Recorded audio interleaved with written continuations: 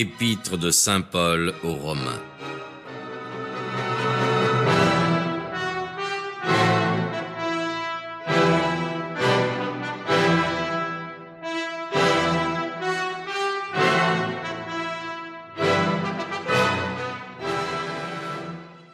Paul, serviteur de Jésus-Christ, appelé apôtre, mis à part pour l'évangile de Dieu, que Dieu avait promis auparavant par ses prophètes dans les saintes écritures touchant son Fils, qui lui est né de la race de David selon la chair, qui a été prédestiné comme Fils de Dieu avec puissance, selon l'esprit de sainteté, par sa résurrection d'entre les morts, Jésus-Christ notre Seigneur, par qui nous avons reçu la grâce et l'apostolat, pour faire obéir à la foi toutes les nations en son nom, au rang desquelles vous êtes aussi, ayant été appelés par Jésus-Christ.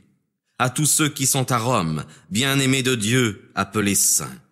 Que la grâce et la paix vous soient données par Dieu, notre Père, et par le Seigneur Jésus-Christ.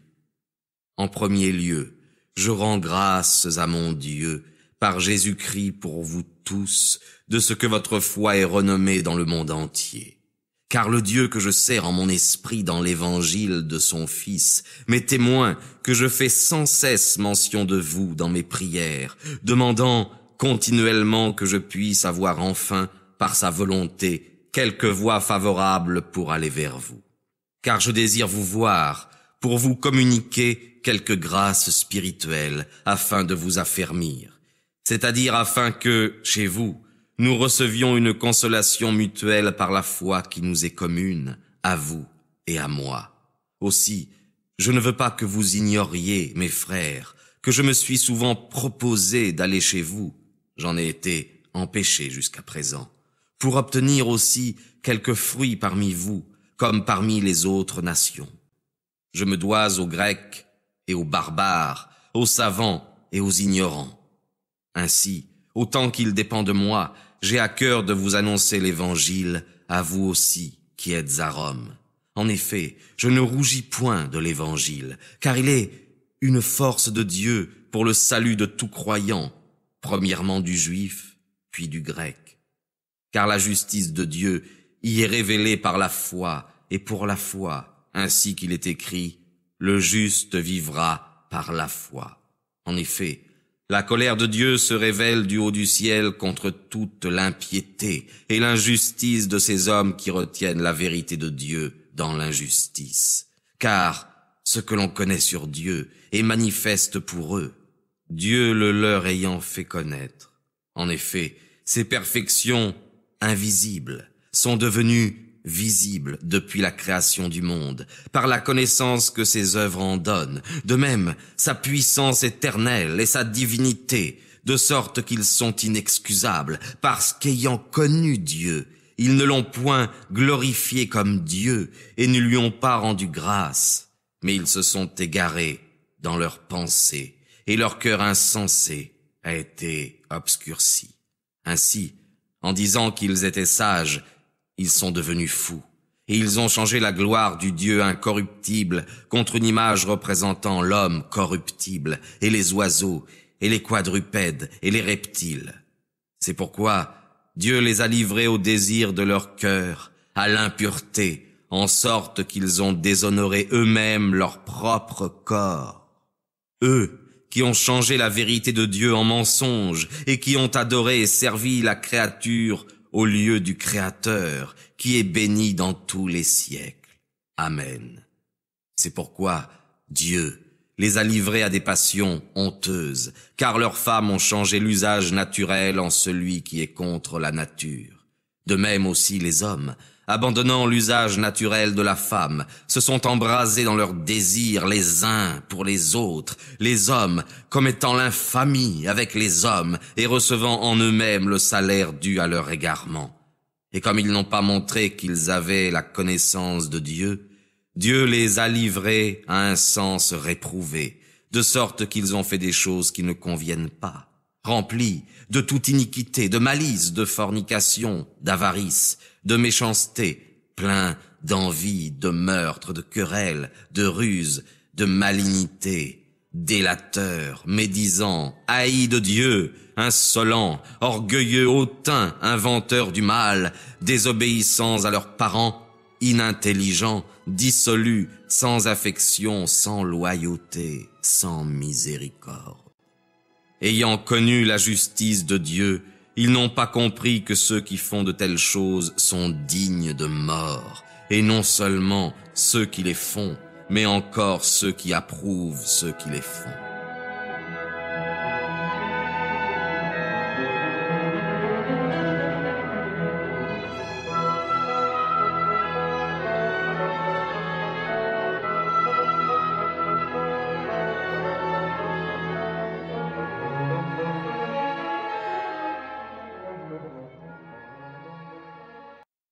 C'est pourquoi tu es inexcusable, ô homme, qui que tu sois, qui juge les autres, car en jugeant autrui, tu te condamnes toi-même, puisque tu fais les choses mêmes que tu juges. Car nous savons que le jugement de Dieu contre ceux qui se conduisent ainsi est conforme à la vérité.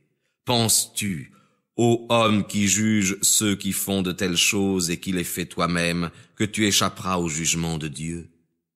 Est-ce que tu méprises les richesses de sa bonté, de sa patience et de sa longanimité?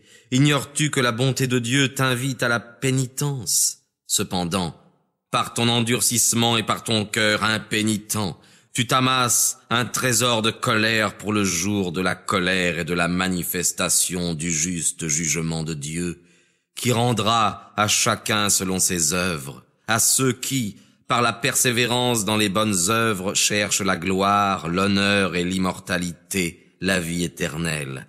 Mais à ceux qui ont l'esprit de dispute et qui ne se rendent pas à la vérité, mais qui suivent l'iniquité, la colère et l'indignation. Tribulation et angoisse sur toute âme d'homme qui fait le mal, sur le juif d'abord, puis sur le grec. Mais gloire et honneur et paix sur quiconque fait le bien, sur le juif d'abord, puis sur le grec. Car Dieu ne fait point acception de personne. Et ainsi, tous ceux qui auront péché sans avoir la loi périront sans la loi. Et tous ceux qui auront péché ayant la loi seront jugés par la loi. Car ce ne sont pas ceux qui entendent la loi qui sont justes devant Dieu, mais ce sont ceux qui accomplissent la loi qui seront justifiés. Lors donc les païens, qui n'ont pas la loi, font naturellement ce que prescrit la loi, tout en n'ayant point la loi, ils se tiennent à eux-mêmes lieu de loi. Ils montrent que l'œuvre de la loi est écrite dans leur cœur, leur conscience leur rendant témoignage et leurs pensées les accusant, ou même les défendant tour à tour. On le verra au jour où, selon mon évangile, Dieu jugera par Jésus-Christ les actions secrètes des hommes. Mais toi, qui portes le nom de juif, qui te repose sur la loi, qui te glorifie en Dieu, qui connaît sa volonté et qui instruit par la loi, sait discerner ce qui est plus utile, tu te flattes d'être le guide des aveugles, la lumière de ceux qui sont dans les ténèbres, le docteur des ignorants, le maître des enfants, d'avoir dans la loi la règle de la science et de la vérité. Toi donc, qui instruis les autres, tu ne t'instruis pas toi-même. Tu prêches qu'on ne doit pas voler, et tu voles. Tu dis de ne pas commettre d'adultère, et tu commets l'adultère. Tu as en abomination les idoles, et tu fais des sacrilèges. Tu te glorifies dans la loi, et tu déshonores Dieu par la transgression de la loi. Car le nom de Dieu est blasphémé à cause de vous parmi les nations, ainsi qu'il est écrit. La circoncision est utile, sans doute, si tu accomplis la loi. Mais si tu transgresses la loi, avec ta circoncision, tu deviens incirconcis. Si donc l'incirconcis observe les ordonnances de la loi, son incirconcision ne sera-t-elle pas tenue pour circoncision? Et l'incirconcis de nature, qui accomplit la loi, ne te jugera-t-il pas, toi qui, ayant reçu la lettre de la loi et la circoncision, es un violateur de la loi? Car le juif, ce n'est pas celui qui l'est au dehors, et la circoncision n'est pas celle qui paraît au dehors, dans la chair, mais le juif est celui qui l'est intérieurement, et la circoncision est celle du cœur, qui a lieu selon l'esprit, et non selon la lettre. De ce juif, la louange ne vient pas des hommes, mais de Dieu.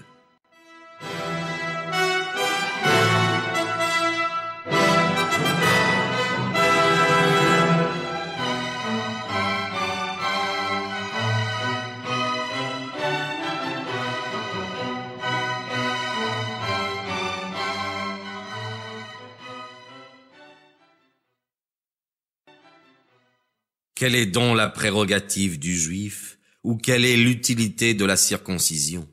Elles sont grandes de toute manière. Et premièrement, en ce que les oracles de Dieu ont été confiés aux juifs. Qu'importe, en effet, si quelques-uns d'entre eux n'ont pas cru. Leur incrédulité anéantira-t-elle la fidélité de Dieu?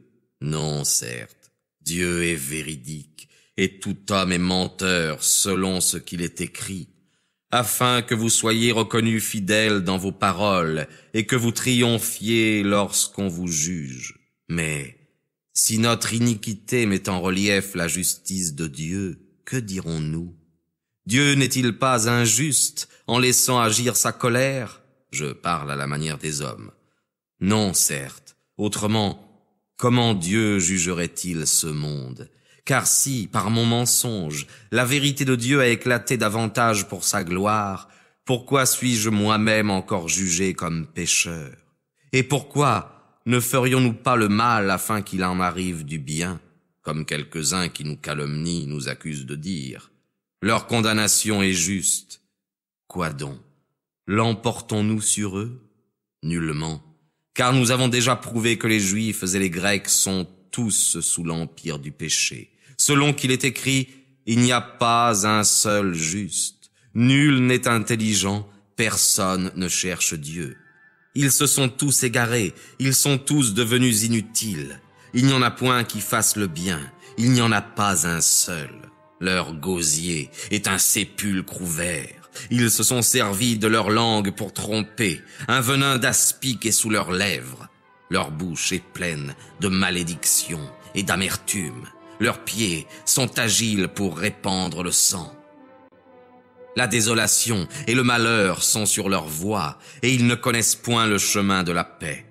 La crainte de Dieu n'est pas devant les yeux. Or, nous savons que tout ce que dit la loi, elle le dit à ceux qui sont sous la loi, afin que toute bouche soit fermée et que tout le monde devienne soumis à Dieu.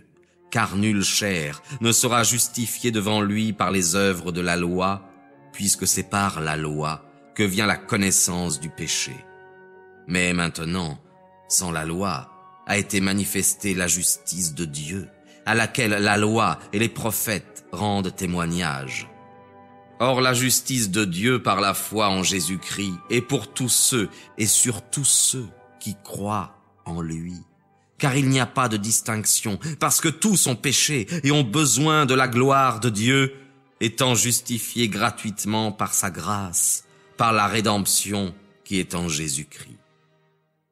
C'est lui que Dieu avait destiné à être une victime de propitiation, par la foi en son sang, pour manifester sa justice par le pardon des péchés passés, que Dieu a supporté avec tant de patience, pour manifester, dis-je, sa justice dans le temps présent, montrant qu'il est juste et qu'il justifie celui qui a la foi en Jésus-Christ.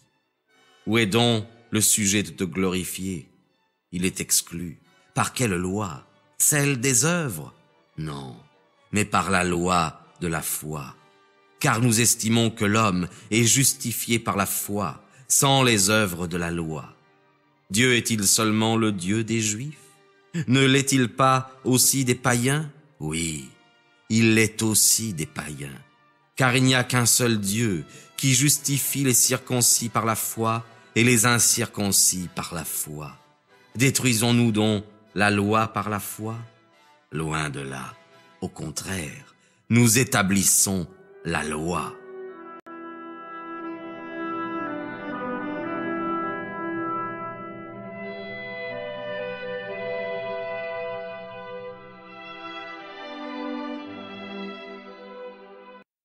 Quel avantage dirons-nous donc qu'Abraham, notre père, a obtenu selon la chair? Car si Abraham a été justifié par les œuvres, il a sujet de se glorifier, mais non devant Dieu. En effet, que dit l'Écriture? Abraham crut à Dieu, et cela lui fut imputé à justice. Or, à celui qui fait une œuvre, le salaire est imputé, non comme une grâce, mais comme une dette. Et à celui qui ne fait pas d'œuvre, mais qui croit en celui qui justifie l'impie, sa foi lui est imputée à justice, selon le décret de la grâce de Dieu. C'est ainsi que David parle du bonheur de l'homme agréable à Dieu, à qui la justice est imputée sans les œuvres. Heureux ceux dont les iniquités sont pardonnées et dont les péchés sont couverts. Heureux l'homme à qui Dieu n'a point imputé de péché. Or ce bonheur est-il seulement pour les circoncis, ou est-il aussi pour les incirconcis? Car nous disons que la foi d'Abraham lui fut imputée à justice. Comment donc lui a-t-elle été imputée? Est-ce après sa circoncision ou lorsqu'il était incirconcis? Ce n'est pas après la circoncision, mais lorsqu'il était incirconcis. Et il reçut le signe de la circoncision comme sceau de la justice qu'il avait obtenue par la foi, lorsqu'il était encore incirconcis, afin d'être le père de tous ceux qui croient n'étant pas circoncis, pour que leur foi leur soit aussi imputée à justice, et d'être le père des circoncis, qui non seulement ont reçu la circoncision, mais encore qui suivent les traces de la foi que notre père Abraham eut, lorsqu'il était encore incirconcis. En effet, ce n'est point par la loi qu'a été faite à Abraham ou à sa postérité la promesse d'avoir le monde pour héritage, mais c'est par la justice de la foi. Car si les héritiers le sont par la loi, la foi est rendue vaine, la promesse est abolie. En effet, la loi produit la colère, puisque là où il n'y a pas de loi, il n'y a pas de transgression. C'est donc par la foi que vient l'héritage, afin que la promesse soit gratuite et assurée à toute la postérité, non seulement à celle qui a reçu la loi, mais encore à celle qui a la foi d'Abraham, notre père à tous. Selon qu'il est écrit, « Je t'ai établi le père de nations nombreuses ». Il l'est devant Dieu, auquel il a cru, qui rend la vie aux morts et qui appelle les choses qui ne sont pas comme celles qui sont. Ayant espéré contre l'espérance, il a cru qu'il deviendrait le père de nations nombreuses, selon qu'il lui avait été dit, « Telle sera ta postérité ». Il ne s'affaiblit pas dans sa foi, et il ne considéra point que son corps était usé, puisqu'il avait déjà près de 100 ans, et que Sarah n'était plus en état d'avoir des enfants. Il n'hésita point par défiance au sujet de la promesse de Dieu, mais il se fortifia par la foi, rendant gloire à Dieu, très pleinement persuadé qu'il est puissant pour faire tout ce qu'il a promis. C'est pourquoi cela lui a été imputé à justice. Mais ce n'est pas pour lui seul qu'il est écrit que cela a été imputé à justice. C'est aussi pour nous, à qui cela sera imputé de même, pour nous qui croyons en celui qui a ressuscité d'entre les morts, Jésus-Christ notre Seigneur, lequel a été livré pour nos péchés et qui est ressuscité pour notre justification.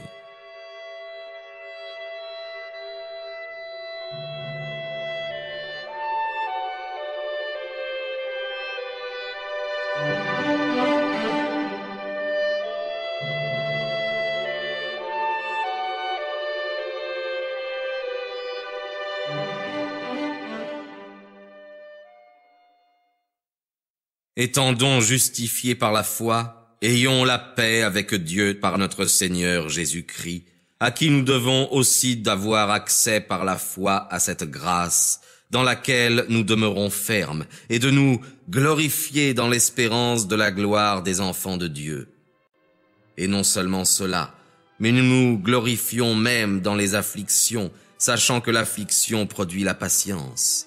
La patience, l'épreuve, et l'épreuve, l'espérance. Or, l'espérance ne trompe point, parce que l'amour de Dieu a été répandu dans nos cœurs par l'Esprit Saint qui nous a été donné. Car pourquoi, lorsque nous étions encore faibles, le Christ est-il mort, autant marqué pour les impies? Car à peine quelqu'un mourrait-il pour un juste? Peut-être, néanmoins, quelqu'un se résoudrait-il à mourir pour un homme de bien? Mais Dieu fait éclater son amour pour nous en ce que, lorsque nous étions encore des pécheurs, autant marqués, le Christ est mort pour nous. À plus forte raison donc, maintenant que nous avons été justifiés dans son sang, serons-nous sauvés par lui de la colère. En effet, si lorsque nous étions ennemis, nous avons été réconciliés avec Dieu par la mort de son Fils, à plus forte raison, étant réconciliés, serons-nous sauvés par sa vie. Et non seulement cela, mais encore, nous nous glorifions en Dieu par notre Seigneur Jésus-Christ, par qui maintenant nous avons obtenu la réconciliation. C'est pourquoi, de même que par un seul homme le péché est entré dans ce monde, et par le péché la mort, ainsi la mort a passé dans tous les hommes, par celui en qui tous ont péché. Car jusqu'à la loi, le péché était dans le monde. Mais le péché n'était pas imputé, puisque la loi n'existait pas. Cependant, la mort a régné depuis Adam jusqu'à Moïse, même sur ceux qui n'avaient pas péché par une transgression semblable à celle d'Adam, qui est la figure de celui qui devait venir. Mais il n'en est pas du don comme du péché, car si, par le péché d'un seul, beaucoup sont morts, à plus forte raison la grâce et le don de Dieu se sont-ils répandus abondamment sur un grand nombre par la grâce d'un seul homme, Jésus-Christ.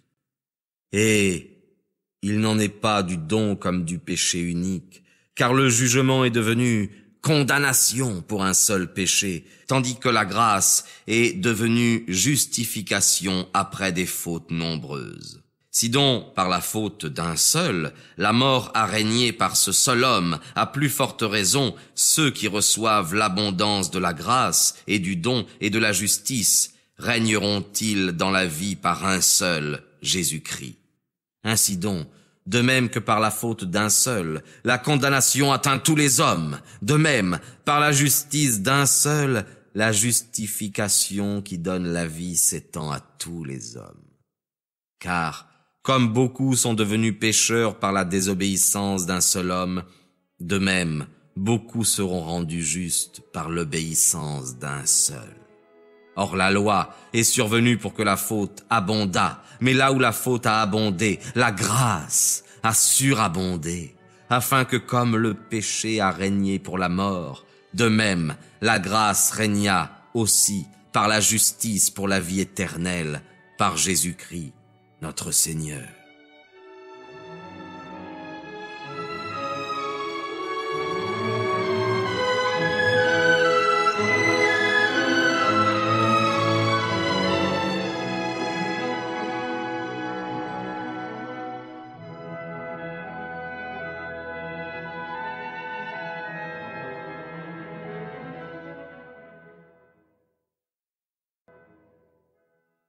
Que dirons-nous?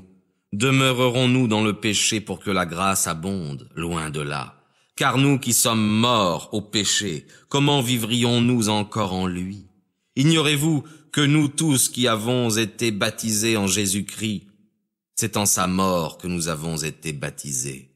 Car nous avons été ensevelis avec lui par le baptême pour mourir, afin que, comme le Christ est ressuscité d'entre les morts par la gloire du Père, de même, nous aussi nous marchions dans une vie nouvelle.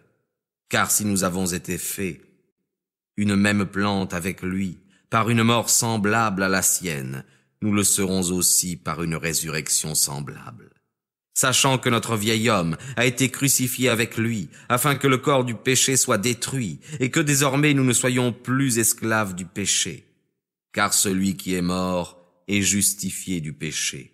Or, si nous sommes morts avec le Christ, nous croyons que nous vivrons aussi avec le Christ, sachant que le Christ ressuscité d'entre les morts ne meurt plus, que la mort n'aura plus d'empire sur lui.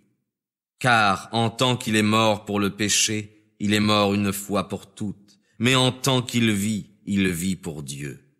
Vous donc aussi, Regardez-vous comme mort au péché et comme vivant pour Dieu en Jésus-Christ notre Seigneur.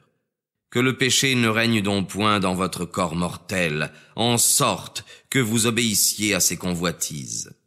Et n'abandonnez pas vos membres au péché comme des armes d'iniquité, mais donnez-vous à Dieu comme devenus vivants, de mort que vous étiez, et donnez à Dieu vos membres comme des armes de justice. Car le péché n'aura point d'empire sur vous, puisque vous n'êtes plus sous la loi, mais sous la grâce. Quoi donc? Pécherons-nous parce que nous ne sommes plus sous la loi, mais sous la grâce? Loin de là.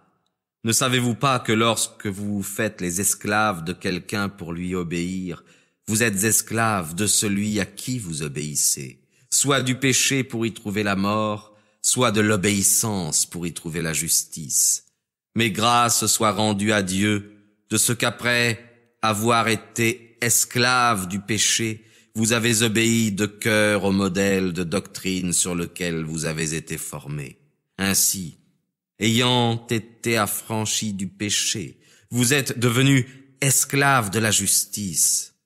Je parle à la manière des hommes, à cause de la faiblesse de votre chair. Car de même que vous avez livré vos membres au service de l'impureté et de l'iniquité, pour commettre l'iniquité, livrez-les de même maintenant au service de la justice pour votre sanctification. Car lorsque vous étiez esclaves du péché, vous étiez libres à l'égard de la justice. Quel fruit avez-vous donc tiré alors des choses dont vous rougissez maintenant? Car leur fin, c'est la mort. Mais maintenant, affranchis du péché et devenus esclaves de Dieu, vous avez pour fruit la sanctification et pour fin la vie éternelle. Car la solde du péché, c'est la mort, mais la grâce de Dieu, c'est la vie éternelle en Jésus-Christ, notre Seigneur.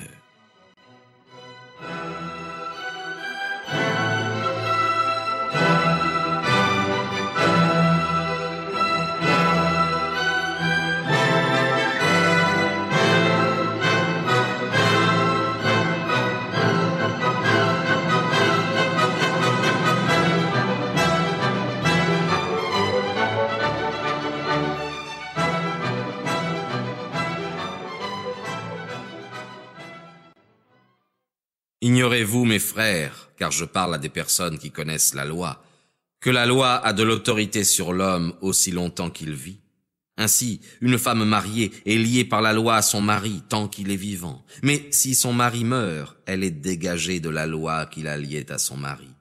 Si donc, du vivant de son mari, elle se donne à un autre homme, elle sera appelée adultère. Mais si son mari meurt, elle est affranchie de la loi, de sorte qu'elle n'est point adultère si elle se donne à un autre homme.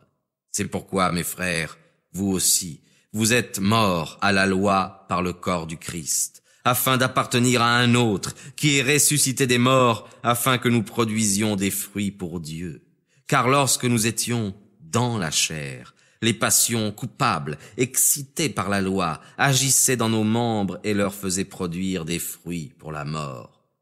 Mais maintenant, nous avons été dégagés de la loi de mort dans laquelle nous étions retenus, de sorte que nous servons dans la nouveauté de l'esprit et non dans la vétusté de la lettre. Que dirons-nous donc? La loi est-elle péché? Loin de là. Mais je n'ai connu le péché que par la loi, car je n'aurais pas connu la concupiscence si la loi n'eût dit « Tu ne convoiteras pas ». Mais le péché, ayant saisi l'occasion, a produit en moi par le commandement toutes sortes de convoitises, car sans la loi, le péché était mort. Et moi, je vivais autrefois sans loi. Mais quand le commandement est venu, le péché a repris la vie. Et moi, je suis mort. Et il s'est trouvé que le commandement, qui devait me donner la vie, m'a donné la mort. Car le péché, ayant pris occasion du commandement, m'a séduit, et par lui, m'a fait mourir. Ainsi, la loi est sainte et le commandement est saint, juste et bon. Ce qui est bon est-il donc devenu pour moi la mort? Loin de là. Mais le péché, pour se manifester comme péché, m'a causé la mort par une chose bonne, afin que, par le commandement, le péché devint une source extrêmement abondante de péché. Car nous savons que la loi est spirituelle. Mais moi, je suis charnel, vendu au péché. Car je ne sais pas ce que je fais. Le bien que je veux, je ne le fais pas. Mais le mal que je hais, je le fais. Or, si je fais ce que je ne veux pas, je consens à la loi, reconnaissant qu'elle est bonne. Ainsi, ce n'est plus moi qui fais cela, mais c'est le péché qui habite en moi. Car je sais que le bien n'habite pas en moi, c'est-à-dire dans ma chair. En effet, vouloir est à ma portée, mais accomplir ce qui est bon, je ne le puis. Car je ne fais pas le bien que je veux, mais je fais le mal que je ne veux pas. Or, si je fais ce que je ne veux pas, ce n'est plus moi qui le fais, mais c'est le péché qui habite en moi. Lorsque je veux faire le bien, je trouve donc cette loi, le mal réside en moi, car je me complais dans la loi de Dieu selon l'homme intérieur. Mais je vois dans mes membres une autre loi qui lutte contre la loi de mon esprit et qui me rend captif sous la loi du péché qui est dans mes membres. Malheureux homme que je suis, qui me délivrera de ce corps de mort? La grâce de Dieu, par Jésus-Christ notre Seigneur. Ainsi donc, moi-même, je suis soumis par l'Esprit à la loi de Dieu, mais par la chair à la loi du péché.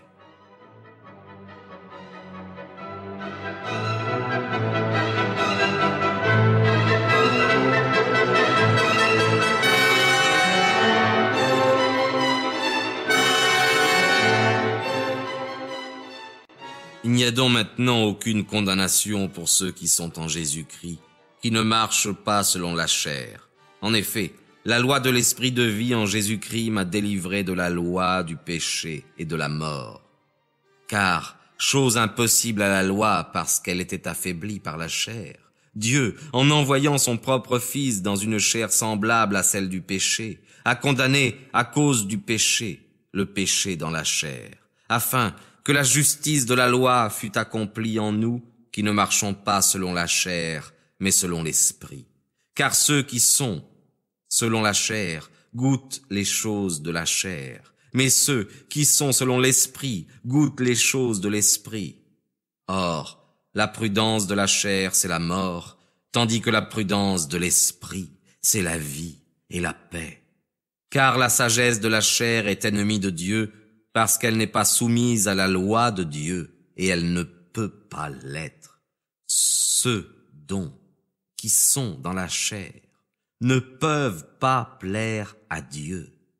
Pour vous, vous n'êtes pas dans la chair, mais dans l'esprit, si toutefois l'esprit de Dieu habite en vous, car si quelqu'un n'a pas l'esprit du Christ, il ne lui appartient pas. Mais si le Christ est en vous, le corps, il est vrai, est mort à cause du péché, mais l'esprit est vivant à cause de la justice.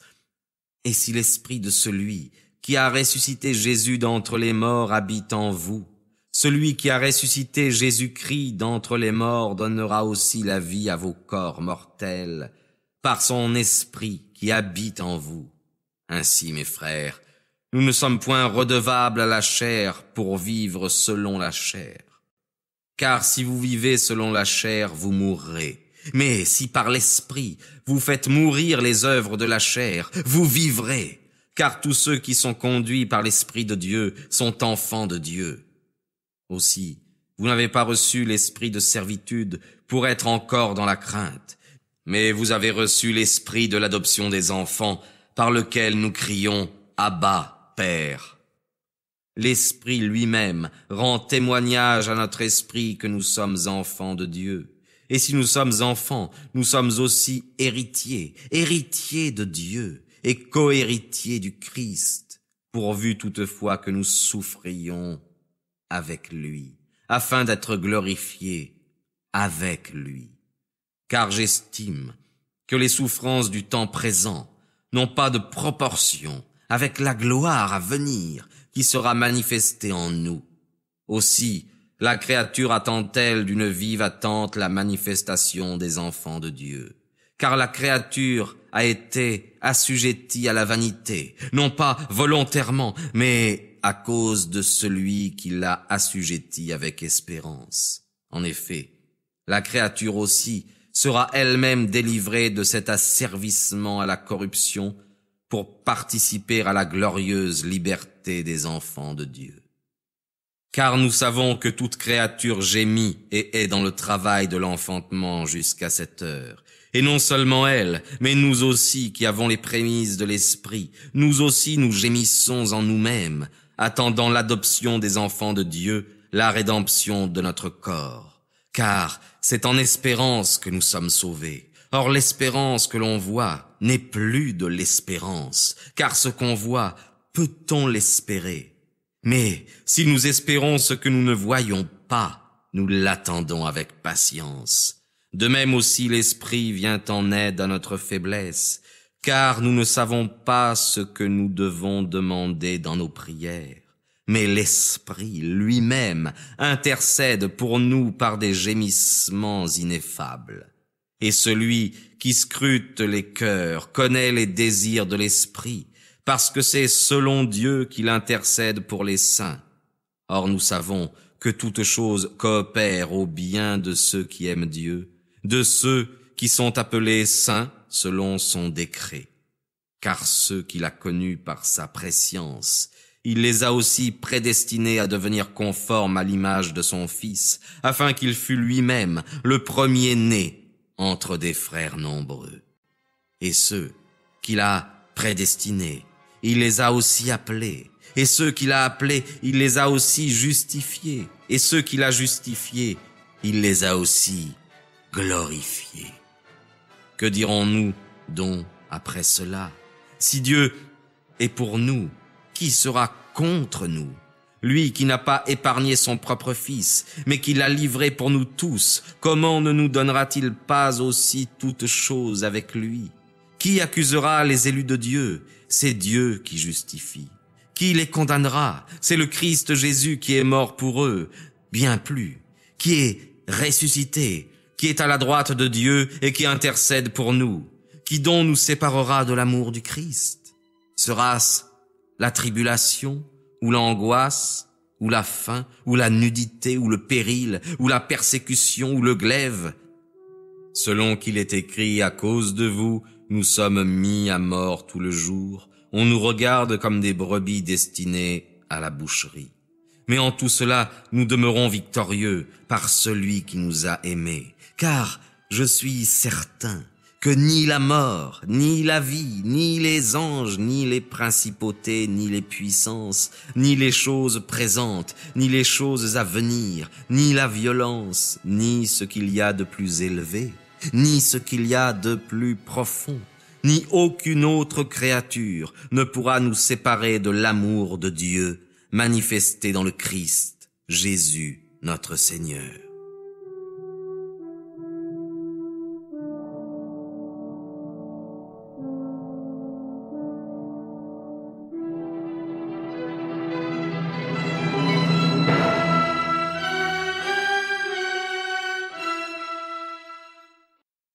Je dis la vérité devant le Christ. Je ne mens pas, ma conscience me rendant ce témoignage par l'Esprit Saint.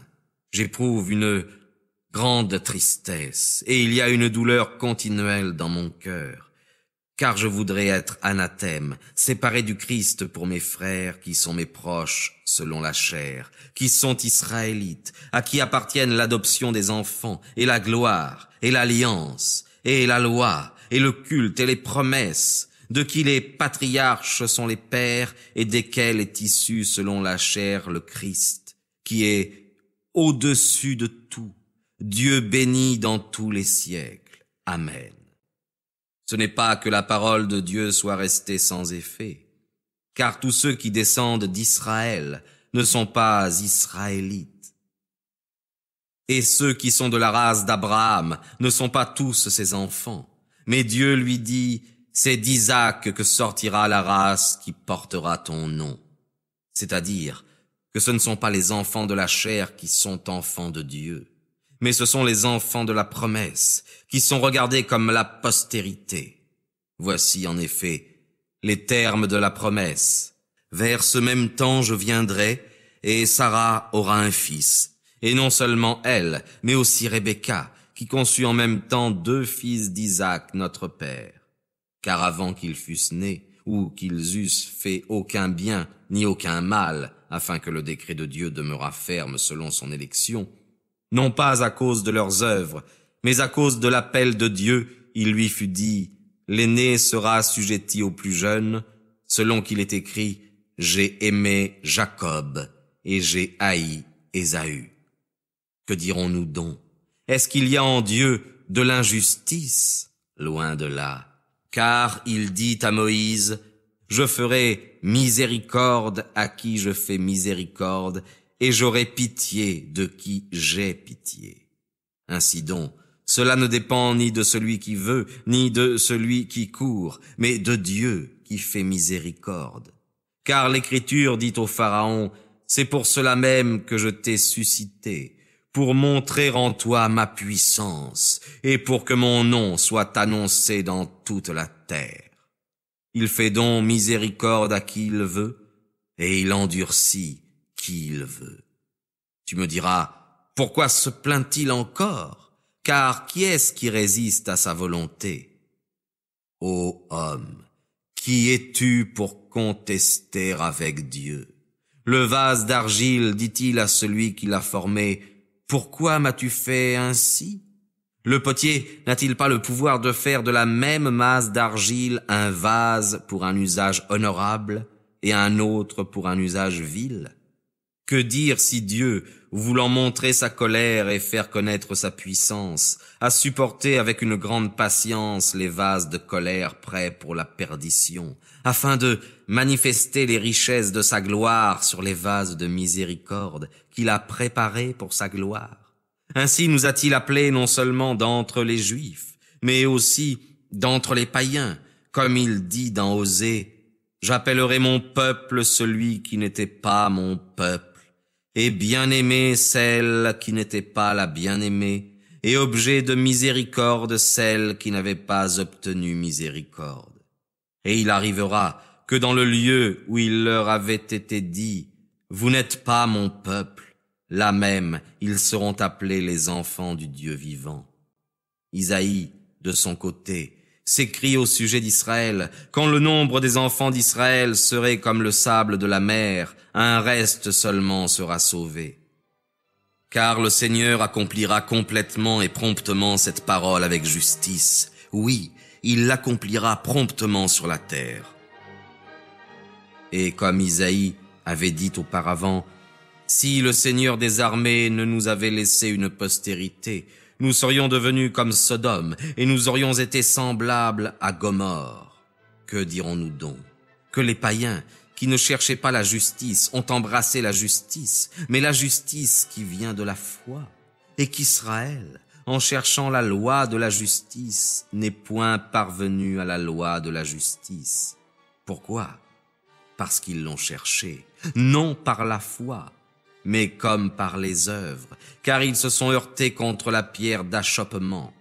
Selon qu'il est écrit, « Voici, je mets dans Sion une pierre d'achoppement et une pierre de scandale, et tous ceux qui croiront en lui ne seront pas confondus. »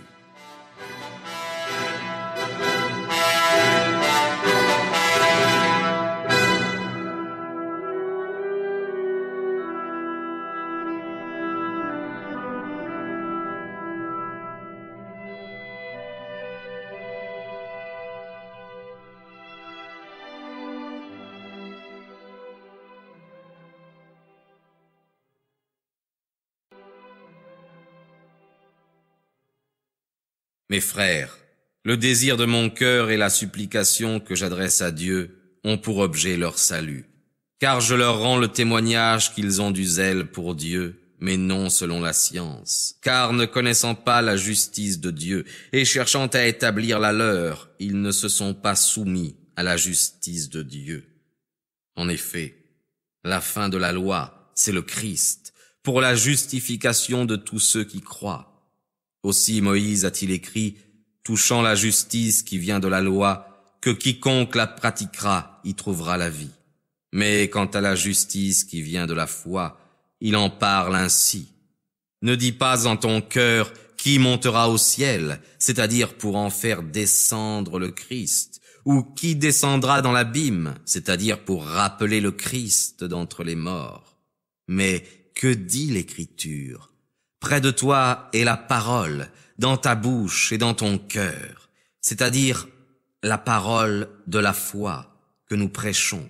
Car si tu confesses de ta bouche le Seigneur Jésus, et si tu crois dans ton cœur que Dieu l'a ressuscité d'entre les morts, tu seras sauvé. Car c'est en croyant du cœur que l'on est justifié, et c'est en confessant de la bouche qu'on est sauvé. En effet, l'Écriture dit « Quiconque croit en lui ne sera pas confondu ». Car il n'y a pas de distinction entre le juif et le grec, puisqu'ils ont tous un même Seigneur, riche pour tous ceux qui l'invoquent. Car quiconque invoquera le nom du Seigneur sera sauvé. Mais comment invoqueront-ils celui auquel ils n'ont pas cru? Ou comment croiront-ils en celui dont ils n'ont pas entendu parler?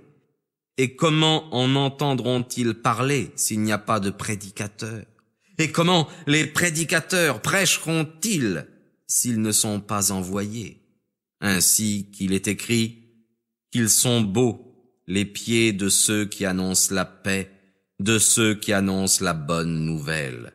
Mais tous n'obéissent pas à la bonne nouvelle. Aussi, Isaïe dit-il, « Seigneur, qui a cru à notre prédication? La foi dont vient de ce qu'on a entendu, et l'on entend grâce à la parole du Christ. » Mais je dis, est-ce qu'ils n'ont pas entendu? Certes, leur voix est allée par toute la terre, et leur parole jusqu'aux extrémités du monde. Mais je dis encore, est-ce qu'Israël n'a rien connu? Moïse le premier a dit, « Je vous rendrai jaloux d'un peuple qui n'en est pas un, et je provoquerai votre colère contre une nation insensée. » Mais Isaïe s'enhardit jusqu'à dire, « J'ai été trouvé par ceux qui ne me cherchaient pas. Je me suis manifesté ouvertement à ceux qui ne me demandaient pas. » Mais à Israël, il dit, « Tout le jour j'ai tendu mes mains à un peuple incrédule et qui contredit. » Je dis donc, est-ce que Dieu a rejeté son peuple? Loin de là. Car moi aussi je suis israélite, de la race d'Abraham, de la tribu de Benjamin. Dieu n'a pas rejeté son peuple qu'il a connu d'avance. Ne savez-vous pas ce que dit l'Écriture au sujet d'Élie? Comment il interpelle Dieu contre Israël? Seigneur, ils ont tué vos prophètes, ils ont renversé vos autels. Et moi, je suis demeuré seul, et ils cherchent à m'ôter la vie. Mais que lui dit la divine réponse? Je me suis réservé 7000 hommes qui n'ont pas fléchi le genou devant Baal. De même dont, en ce temps aussi, selon l'élection de la grâce, un reste a été sauvé. Mais si c'est par grâce, ce n'est donc point par les œuvres. Autrement, la grâce ne serait plus la grâce. Que dirons-nous donc? Ce que cherchait Israël, il ne l'a pas trouvé, mais les élus l'ont trouvé, et les autres ont été aveuglés. Selon qu'il est écrit, Dieu leur a donné un esprit d'assoupissement, des yeux pour ne pas voir, et des oreilles pour ne pas entendre, cela jusqu'à ce jour.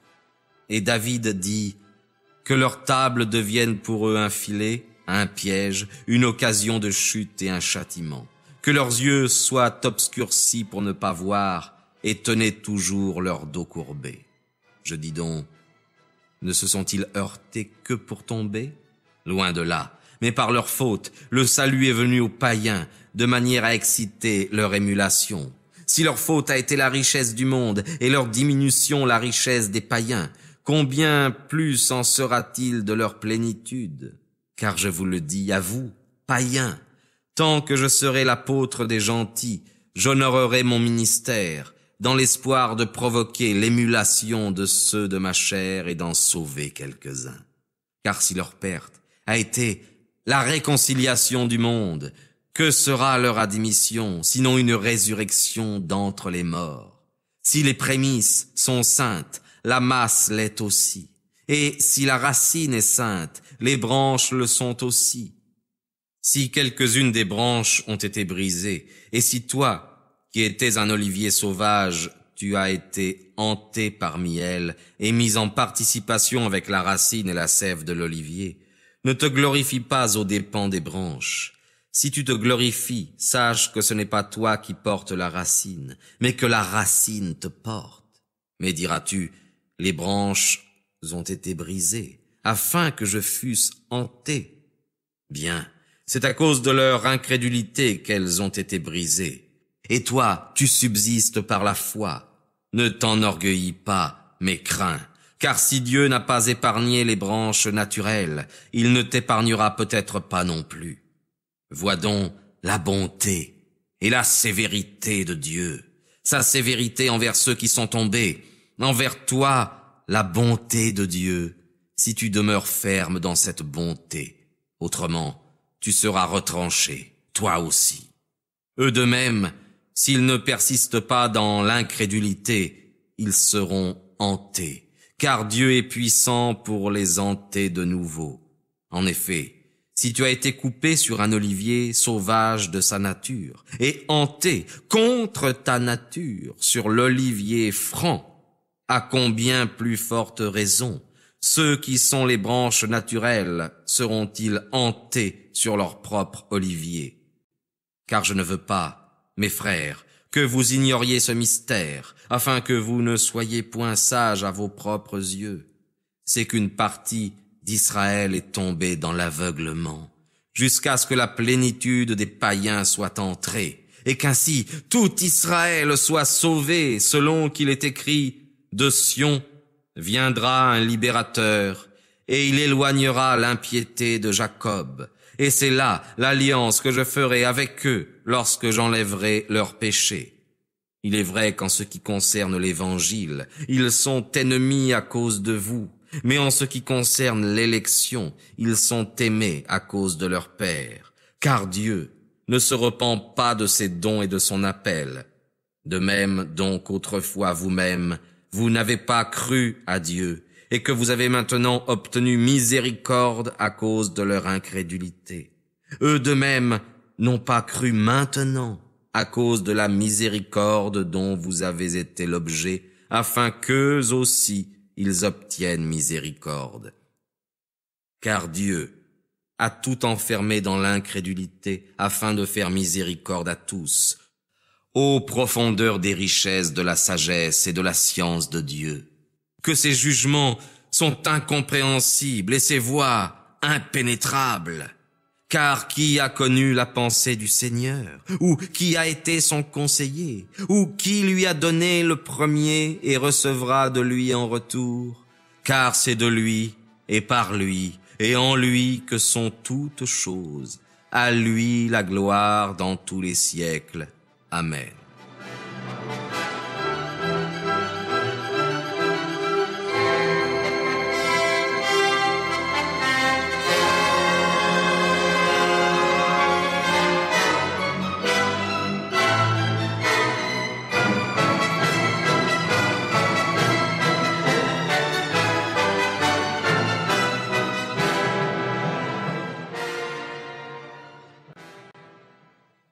Je vous conjure donc, mes frères, par la miséricorde de Dieu, d'offrir vos corps comme une hostie vivante, sainte, agréable à Dieu.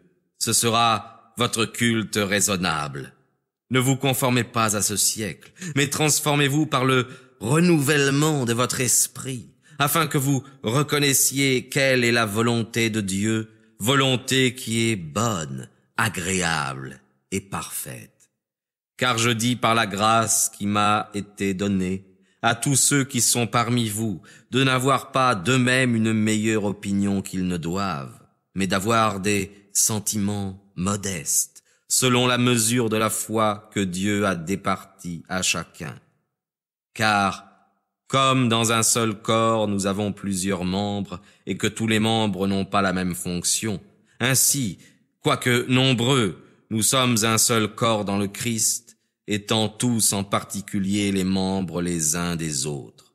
Nous avons toutefois des dons différents, selon la grâce qui nous a été accordée, soit le don de prophétie, selon l'analogie de la foi, soit le ministère pour s'exercer au ministère, soit l'enseignement pour celui qui enseigne, l'exhortation pour celui qui exhorte, la simplicité pour celui qui distribue, la sollicitude pour celui qui préside, la joie pour celui qui exerce la miséricorde.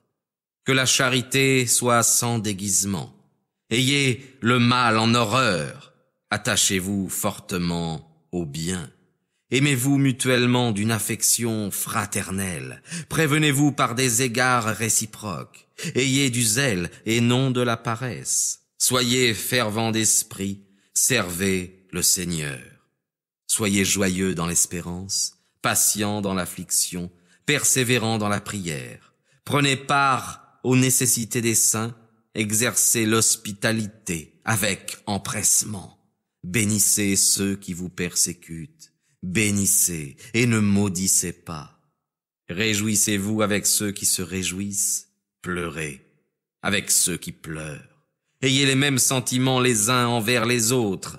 N'aspirez pas à ce qui est élevé, mais accommodez-vous à ce qui est plus humble.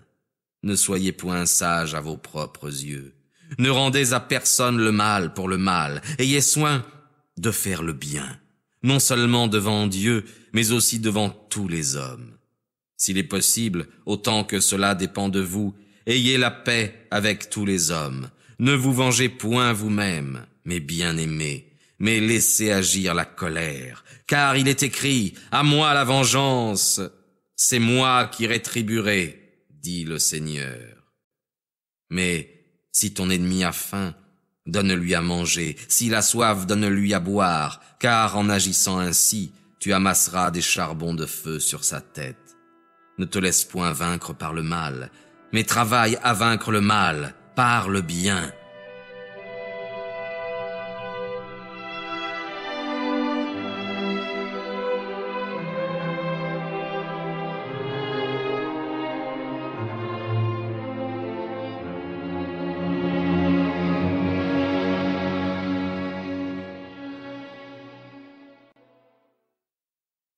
Que toute personne soit soumise aux autorités supérieures, car il n'y a pas d'autorité qui ne vienne de Dieu, et celles qui existent ont été instituées par Dieu. C'est pourquoi celui qui résiste à l'autorité résiste à l'ordre établi par Dieu, et ceux qui résistent attirent la condamnation sur eux-mêmes, car les princes ne sont pas à craindre pour les bonnes actions, mais pour les mauvaises. Veux-tu ne pas craindre les autorités ? Fais le bien et tu recevras d'elles des éloges. Car le prince est le ministre de Dieu pour ton bien. Mais si tu fais le mal, crains, car ce n'est pas en vain qu'il porte l'épée. En effet, il est le ministre de Dieu pour le venger, en montrant sa colère à celui qui fait le mal. Il est donc nécessaire de vous soumettre, non seulement par crainte de la colère, mais aussi par conscience. C'est aussi pour cela que vous payez les impôts, car les princes sont les ministres de Dieu, le servant en cela même. Rendez donc à tous ce qui leur est dû, le tribut à qui vous devez le tribut, l'impôt à qui vous devez l'impôt, la crainte à qui vous devez la crainte, l'honneur à qui vous devez l'honneur. Ne soyez les débiteurs de personne, si ce n'est de vous aimer les uns les autres, car celui qui aime le prochain a accompli la loi.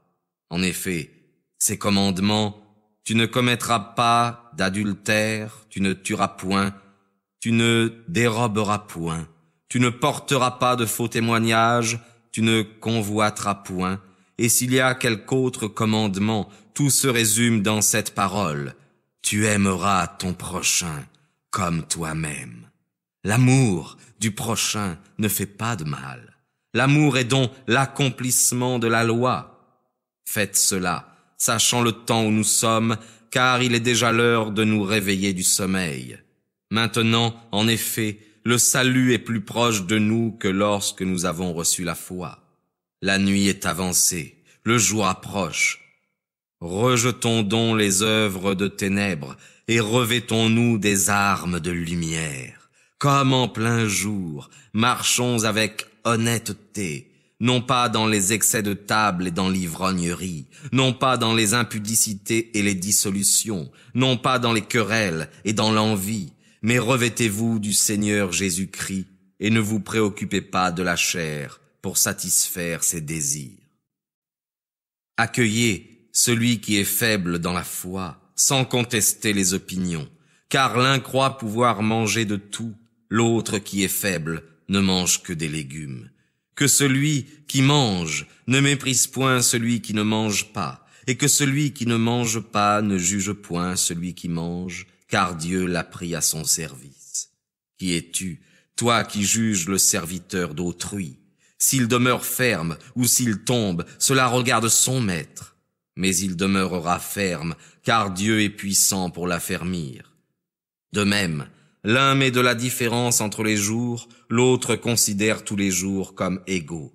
Que chacun abonde en son sens. Celui qui distingue les jours les distingue pour le Seigneur. Celui qui mange le fait pour le Seigneur, car il rend grâces à Dieu. Et celui qui ne mange pas le fait pour le Seigneur, et il rend grâces à Dieu. Car aucun de nous ne vit pour lui-même, et aucun ne meurt pour lui-même. Mais soit que nous vivions, c'est pour le Seigneur que nous vivons. Soit que nous mourions, c'est pour le Seigneur que nous mourrons. Soit donc que nous vivions, soit que nous mourions, nous sommes au Seigneur. Car c'est pour cela que le Christ est mort et qu'il est ressuscité, afin de dominer sur les morts et sur les vivants. Mais toi, pourquoi juges-tu ton frère? Et toi, pourquoi méprises-tu ton frère, puisque nous comparaîtrons tous devant le tribunal du Christ? Car il est écrit, « Aussi vrai que je vis, dit le Seigneur, tout genou fléchira devant moi, et toute langue rendra gloire à Dieu. » Ainsi, chacun de nous rendra compte à Dieu pour soi-même. Ne nous jugeons donc plus les uns les autres, mais jugez plutôt que vous ne devez pas placer devant votre frère une pierre d'achoppement ou de scandale. Je sais, et je suis persuadé dans le Seigneur Jésus, que rien n'est impur en soi-même, et qu'une chose n'est impure que pour celui qui l'estime impure. Mais si pour un aliment tu attristes ton frère, dès lors tu ne te conduis plus selon la charité. Ne va pas, par ta nourriture, perdre celui pour qui le Christ est mort. Que le bien dont nous jouissons ne soit donc pas une occasion de blasphème, car le royaume de Dieu ne consiste pas dans le manger et dans le boire, mais dans la justice, la paix et la joie que donne l'Esprit Saint. Et celui qui sert le Christ de cette manière plaît à Dieu et est approuvé des hommes.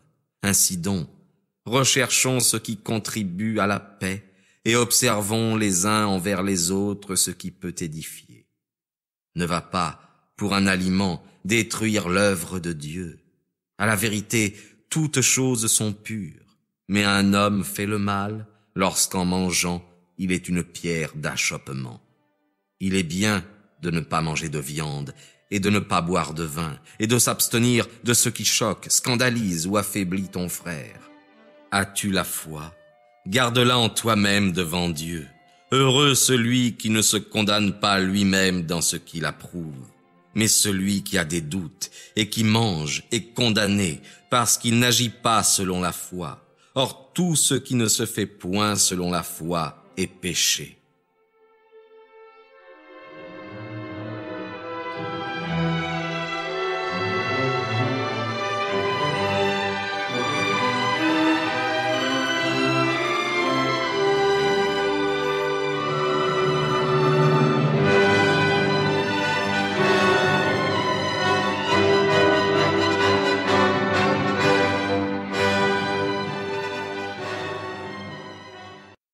Nous devons donc, nous qui sommes plus forts, supporter les faiblesses des infirmes et ne pas nous complaire en nous-mêmes.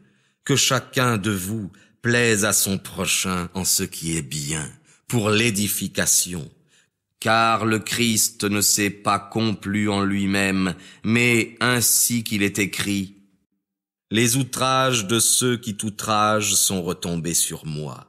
Car tout ce qui est écrit a été écrit pour notre instruction, afin que, par la patience et par la consolation que donnent les Écritures, nous possédions l'espérance. Que le Dieu de patience et de consolation vous donne d'être unis de sentiments les uns avec les autres, selon Jésus-Christ, afin que, d'un même cœur et d'une même bouche, vous honoriez Dieu, le Père de notre Seigneur Jésus-Christ. C'est pourquoi, accueillez-vous les uns les autres comme le Christ vous a accueillis pour la gloire de Dieu. Car je déclare que le Christ Jésus a été le serviteur des circoncis pour montrer la véracité de Dieu, pour confirmer les promesses faites à nos pères. Et, afin que les païens glorifient Dieu de sa miséricorde, selon qu'il est écrit, « C'est pour cela, Seigneur, que je vous louerai parmi les nations et que je chanterai à la gloire de votre nom. » Il est dit encore, « Réjouissez-vous, nations, avec son peuple. » Et encore, « Louez le Seigneur, vous, toutes les nations, célébrez-le, vous, tous les peuples. » Isaïe dit aussi, « Il paraîtra, le rejeton de Jessé, celui qui s'élèvera pour régner sur les nations. Les nations espéreront en lui. Que le Dieu de l'espérance vous remplisse de toute joie et de paix dans la foi, afin que vous abondiez dans l'espérance et dans la force de l'Esprit Saint. Pour moi, mes frères, je suis certain, en ce qui vous concerne, que vous êtes pleins de charité, remplis de toute science, et qu'ainsi vous pouvez vous avertir les uns les autres. Cependant, je vous ai écrit, mes frères, avec quelque hardiesse à certains égards, comme pour raviver vos souvenirs, selon la grâce que Dieu m'a donnée, pour être le ministre du Christ Jésus parmi les païens, exerçant la sacrificature de l'évangile de Dieu, afin que l'oblation des païens lui soit agréable, étant sanctifié par l'Esprit Saint.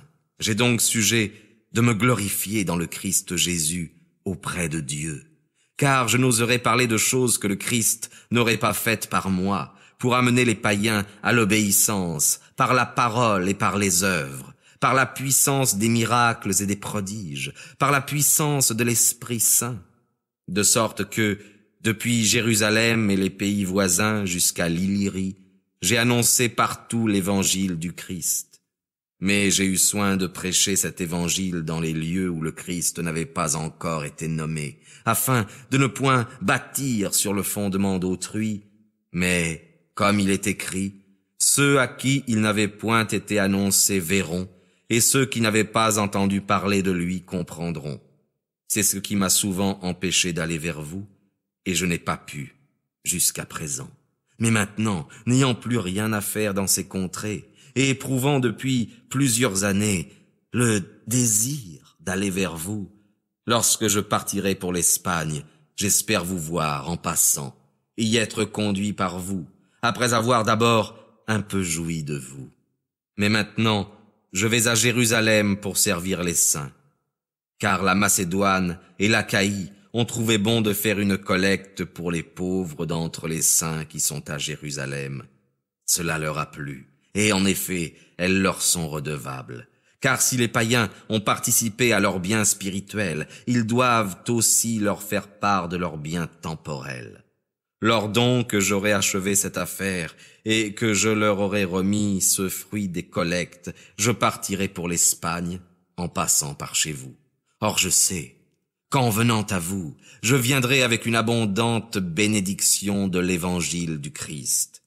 Je vous conjure donc, frères, par notre Seigneur Jésus-Christ et par la charité du Saint-Esprit, de m'aider par les prières que vous ferez à Dieu pour moi, afin que je sois délivré des incrédules qui sont en Judée, et que l'offrande que je suis honoré de porter à Jérusalem soit bien reçue des saints, en sorte que j'arrive chez vous avec joie, si c'est la volonté de Dieu, et que je me repose avec vous. Que le Dieu de paix soit avec vous tous. Amen.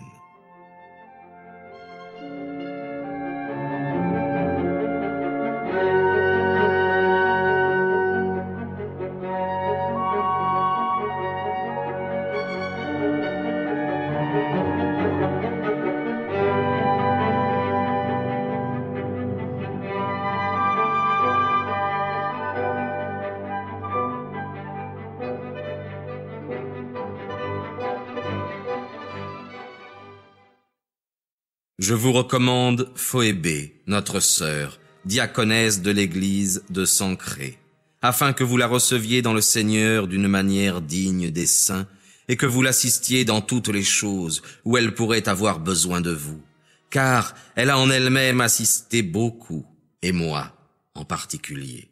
Saluez Prisca et Aquila, mes collaborateurs en Jésus-Christ, qui, pour me sauver la vie, ont exposé leur tête, et à qui je ne suis pas seul à rendre grâce, mais aussi toutes les églises des païens. Saluez aussi l'église qui est dans leur maison. Saluez Épénète, qui m'est chère, et qui a été les prémices de l'Asie dans le Christ. Saluez Marie, qui a beaucoup travaillé pour vous. Saluez Andronicus et Junias, mes parents et mes compagnons de captivité, qui sont illustres parmi les apôtres, et qui même ont été au Christ avant moi. Saluez Ampliatus, qui m'est très cher dans le Seigneur. Saluez Urbain, notre collaborateur dans le Christ Jésus, et Stachys, qui m'est cher. Saluez Apelles, qui est fidèle dans le Christ. Saluez ceux de la maison d'Aristobule. Saluez Hérodion, mon parent. Saluez ceux de la maison de Narcisse, qui sont au Seigneur. Saluez Tryphéna et Tryphosa, qui travaillent pour le Seigneur. Saluez la très chère Perside, qui a beaucoup travaillé pour le Seigneur. Saluez Rufus, l'élu du Seigneur, et sa mère, qui est aussi la mienne. Saluez Asyncritus, Phlégon, Hermas, Patrobe, Hermès et les frères qui sont avec eux. Saluez Philologue et Julie, Nérée et sa sœur, et Olympiade, et tous les saints qui sont avec eux. Saluez-vous les uns les autres par un saint baiser. Toutes les églises du Christ vous saluent. Je vous exhorte, frères, à prendre garde à ceux qui causent des divisions et des scandales contre la doctrine que vous avez apprise, et à vous éloigner d'eux. Car ces hommes-là ne servent point le Christ, notre Seigneur, mais leur ventre, et par des paroles douces et flatteuses, ils séduisent les cœurs des simples. En effet, votre obéissance s'est fait connaître en tout lieu. Je me réjouis donc à votre sujet, mais je désire que vous soyez sages pour le bien et simples en ce qui concerne le mal. Que le Dieu de paix écrase bientôt Satan sous vos pieds. Que la grâce de notre Seigneur Jésus-Christ soit avec vous. Timothée, mon collaborateur, vous salue, comme aussi Lucius, Jason et Sosipater, mes parents. Je vous salue dans le Seigneur, moi, Tertius, qui ai écrit cette lettre. Caius, mon hôte, et toute l'Église vous salue. Éraste, trésorier de la ville, vous salue, ainsi que notre frère Quartus. Que la grâce de notre Seigneur Jésus-Christ soit avec vous tous. Amen. À celui qui est puissant pour vous affermir dans mon évangile et dans la prédication de Jésus-Christ, conformément à la révélation du mystère caché durant de longs siècles, mais manifesté maintenant par les écrits des prophètes, selon l'ordre du Dieu éternel, pour qu'on obéisse à la foi, et connu de toutes les nations. À Dieu, seul sage, honneur et gloire, par Jésus-Christ, dans les siècles des siècles. Amen.